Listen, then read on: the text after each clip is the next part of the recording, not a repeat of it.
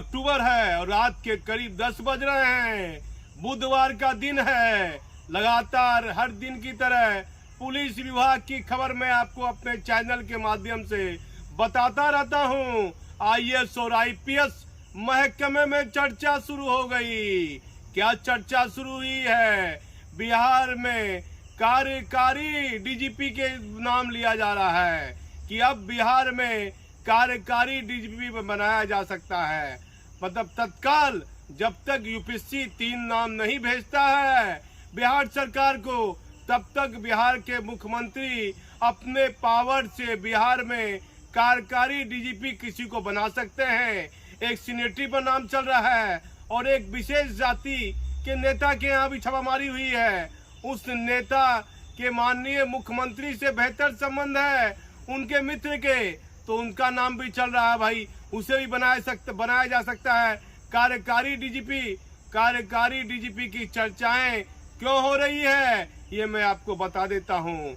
बताया जाता है एक जदयू के मित्र के नेता के यहाँ इनकम टैक्स की छापामारी हुई है।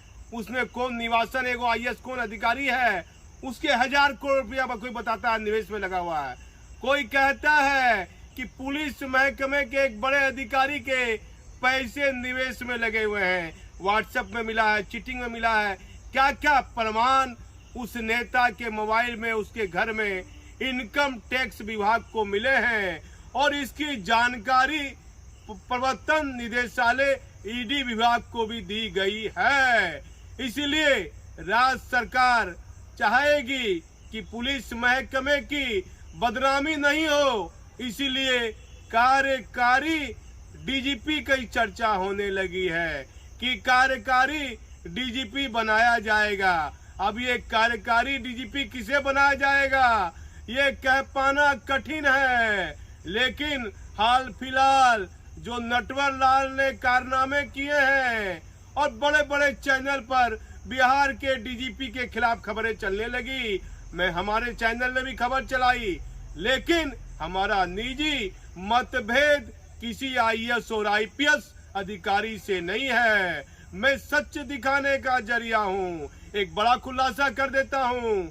जब नटवर लाल गिरफ्तार हो गए तो एक IPS अधिकारी जो SP से ऊपर है, DIG से ऊपर है, वह कहता है 100 करोड़ लगे 500 करोड़ लगे, मैं 2 IPS अधिकारी को जेल भिजवा कर ही तसल्ली लूंगा।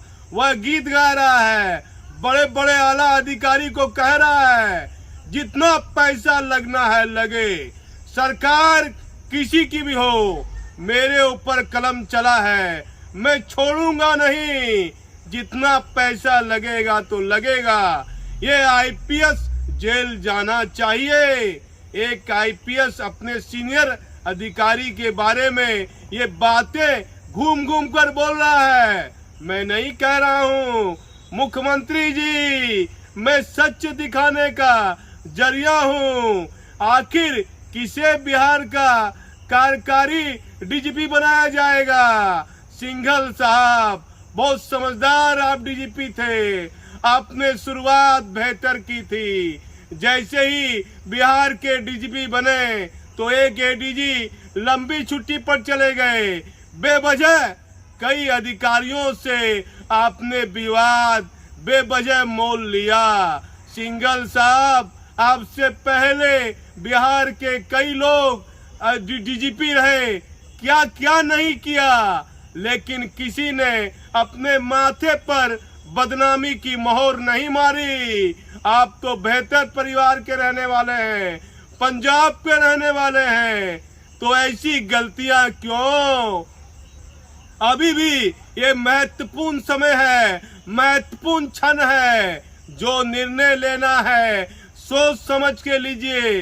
बदले की भावना से इतने बड़े महत्वपूर्ण पद पर रहते हुए निर्णय आपको नहीं लेना है। मैं सच दिखाने का जरिया हूँ। बताया जाता है STF की टीम में अभी देर रात प्रेस विज्ञप्ति में एक अपराधी की जानकारी दी गई है, लाल बाबू सहनी, जिस पर 50,000 रुपए का इनाम है और ये बेगूसराय जिले के पकरी थाना का रहने वाला है। इसने बेगूसराय जिला के पकरी के परिहार इलाके में एक मुखिया समीर देव की हत्या 2018 में कर दी थी। कुल मिलाकर 18 केस इस अपराधी पर दर्ज है। इसे एसटीएफ की टीम ने नई दिल्ली के नरगा थाना से गिरफ्तार कर लिया है।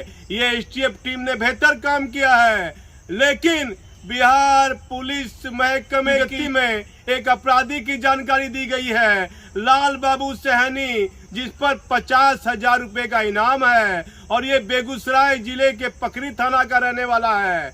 इसने बेगूसराय जिला के पकरी के परिहार इलाके में एक मुखिया समीर देव की हत्या 2018 में कर दी थी।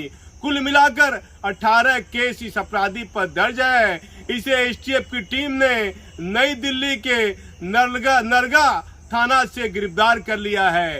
ये एसटीएफ टीम ने बेहतर काम किया है, लेकिन बिहार पुलिस महकमे की चर्चा, ऐसा कोई राज्य नहीं बचा है जहां बिहार राज्य की चर्चा नहीं हो रही है। नटवर लाल, कभी एसके सिंघल डीजीपी साहब, कभी आईपीएस अधिकारी आदित्य कुमार और कभी अमित लोहड़ा, ये क्या हो गया है? बिहार के आला अधिकारी को जो काम एक अपराधी करता है वह आईपीएस अधिकारी पर आरोप लगने लगा। मुख्यमंत्री जी, ये बिहार का पहला मुख्यमंत्री है। एक रिटायर अधिकारी ने मुझे कहा, मेरा बिहार के मुख्यमंत्री नीतीश कुमार से मेरा ज्यादा नहीं बना। सरकार जब उनकी बनने वाली थी तो मैं एडीजी से रिटायर कर गया, वह सीबीआई में भी रहे। उनका मानना है, भले ही जो नीतीश कुमार के बारे में लोग जो कहे, लेकिन हाल के दिनों में बिहार के नीतीश कुमार ने एक दर्जन के करीब आईपीएस अधिकारी पर बड़ी कार्रवाई की है। इससे नीतीश कुमार की छवि को आने वाले दिनों में बेहतर मुख्यमंत्री के रूप में भी जाना जाएगा। लेकिन वह अधिकारी कहते हैं आईपीएस पर तो कार्रवाई हो रही है, लेकिन पत्रकार महोदय, मुख्यमंत्री को बोलिए आपके आसपास रहने वाले 1-2 आईएएस अधिकारी की कुंडली खंगालेंगे, उनका जो गुल्लक है उसमें थोड़ा ठक ठक करेंगे, उस गुल्लक में कितने पैसे हैं, कितना खजाना आईएएस अधिकारी ने जमा किया है।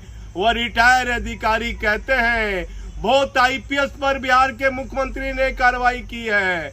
अरे कम से कम एक आईएएस पर तो और कार्रवाई कीजिए, जिससे महकमे में राज्य के बाहर बेहतर संदेश जाए कि आईपीएस पर तो कार्रवाई हो ही रही है, अब तो आईएएस अधिकारियों पर भी कार्रवाई होने लगी। आप हमारी खबर पर बने रहिए।